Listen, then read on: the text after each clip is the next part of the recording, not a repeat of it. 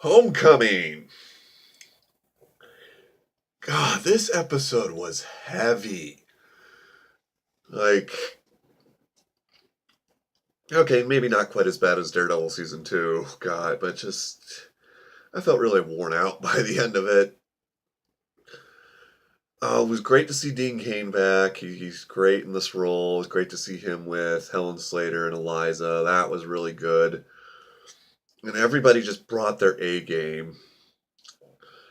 And yeah, right from the get go, I had to agree with Mon-El because, yeah, you know, Cadmus goes completely dark. You can't find them anywhere. But suddenly, you just happened to find them when they're deliver transferring this hostage or whatever.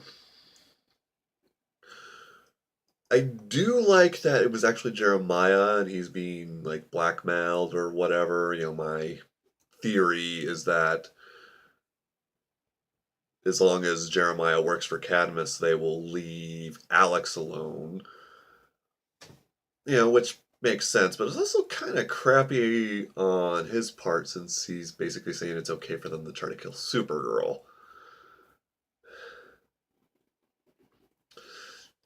Yeah, again, this just goes back to some of the stuff I said in the season 1 vlogs. The family dynamic is kind of weird sometimes. Because Kara refers to Alex as her sister, but she always makes sure to emphasize that Jeremiah and Eliza are her adopted parents. I mean, she calls them by their first names. And again, even in the good chunk of this episode, Jeremiah keeps talking about his girls, his daughters. Talks about them setting the table when they took away their phones, and that was a great scene, by the way. Just seeing them as a family, a really good dynamic. I loved it. But he said he was doing what he did with Cadmus to protect Alex, and Cadmus has tried to kill Supergirl several times. So obviously, whatever they got going on, Kara is not under any protection. And yeah, this leads to another scene in the episode where Kara is finally realizes Mon-El might have a point, and which leads to a fight with her and Alex, which is just always kind of stressful because those two, the two actresses and everything. It's like that is the key relationship of the show is Alex and Kara. But yeah, it's like Alex says that's my father, and Kara says, well, he's my father too. Then why aren't you calling him Dad? Like my roommate actually had to point that out to me because I don't know, I was so engrossed I wasn't really thinking about it, I guess. Ugh. But still, as weird as that can be sometimes, it hit all the notes it needed to hit. I guess a nitpick would be why did John not try to read his mind before? What happened to that psych evaluation they said he was going to get?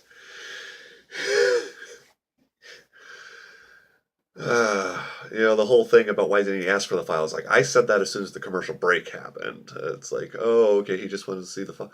He just wanted to be there for his girls. It's like, yeah, but why didn't he just ask?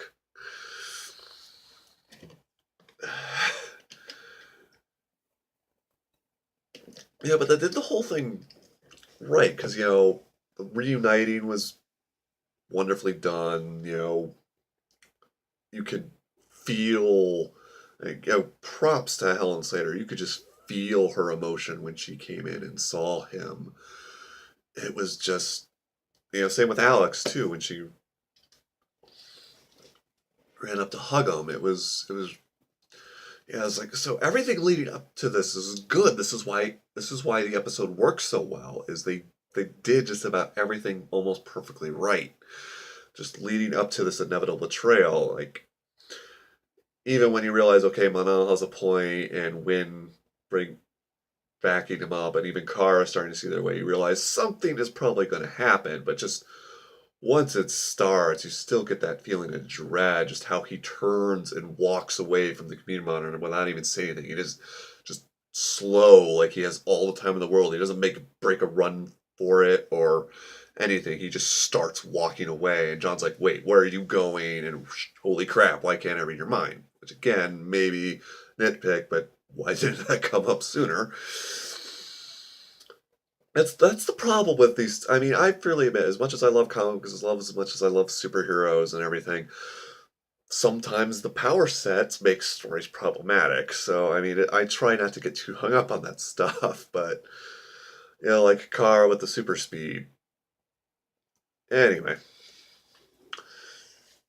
But yeah, going back to what I was mentioning in the first vlog, why my being in a relationship helped me to enjoy these episodes is a lot of what I said in the first season where Kara was talking about fighting against depression and everything, and I related to that. I was really relating to Kara a lot in this episode, and to an extent Mon-El, like depending on which side of things were happening. Like the opening scene where they just debate whether or not they want to blow off work and just hang out all day. I literally, like, before I started recording these, was Facebook chatting, saying, let's both call in sick work tomorrow and just cuddle all day. Don't worry, she's the voice of reason. I'm going into work tomorrow. So yeah, I really enjoyed that because, I'm very much in that phase of my own relationship right now. And then when later with, Alex and Maggie, when, something terrible's happened and, Maggie comforts Alex, I have been both Alex and Maggie in that situation, especially recently. So that was good. I connected with that. And again, the scene where Mon-El is talking to Win in the bar is like, well, what am I supposed to do if I don't protect her, if I don't show her off? What is my role? Not with this relationship, thank goodness, but that is part of where I've gone wrong in my other relationship is just this my pathological need to help people, my need to be needed, where I'm trying to help people who don't, well, who said they don't need help, but, that's a whole other thing. I was so focused on trying to do what I thought I was supposed to do, and that just created problems. But again, going back to what happened after that, when Mon-El was just like, okay, I'm here for what you need. I'm not gonna. That is something I am working on, especially now. Just, okay, I won't talk, I will just listen. So again, just, I saw a lot of myself in this episode, and those are the episodes I intend to enjoy the most. And this is why I loved season one as much as I did, because despite its various flaws, it's just I connected with it. I connected with the characters. And I connected them with them a lot this time around too. So again, job well done. Everything about except for the nitpicks I mentioned, this episode was almost perfect. And like I said, it just I didn't tear up or anything, but still, it was heavy. I felt kind of tired afterwards. So I'm and now there's a mounting threat because the cuddling moment between Kara and Mon-El couldn't last because what Jeremiah ended up stealing was the alien registry. And I'm gonna speculate just so I'm talking about something besides how much I like the episode. Try to create because it was so dark, I couldn't tell exactly what Cadmus was building, but to me it looked like a spaceship. So what my theory is they're building a spaceship and they're going to try a mass deportation. I don't feel like going into politics because this vlog will be 20 minutes long and I will no longer be talking about Supergirl. But yeah, just like many things, that is way too relevant right now. And just the fact that Cadmus has this information is just scary in general because if nothing else, they could go door to door and just shoot people. So that's scary. That's a problem. So I'm really interested to see where that's going to go. Uh,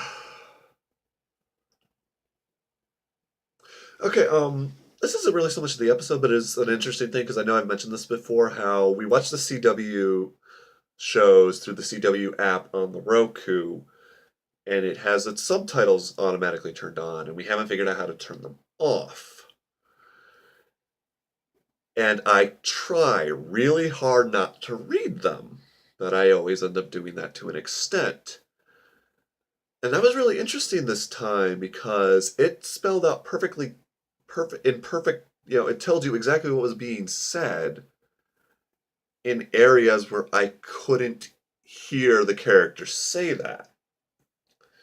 Like there was more than one example, but the one that is like freshest in my mind because it's the most recent because it was toward the end of the episode. Um, Eliza said, "I heard about what happened with your father." I read that in the subtitle. And at first, I thought that was the subtitles jumping ahead again, like they do, which is part of why I try not to read them, because I don't want to inadvertently spoil myself for something that's about to happen 5 seconds later. So I thought, oh, it's just ahead. We're going to hear Eliza say that. Never heard her say it. My roommate has better hearing than I do. Maybe he did. Maybe he hasn't noticed this.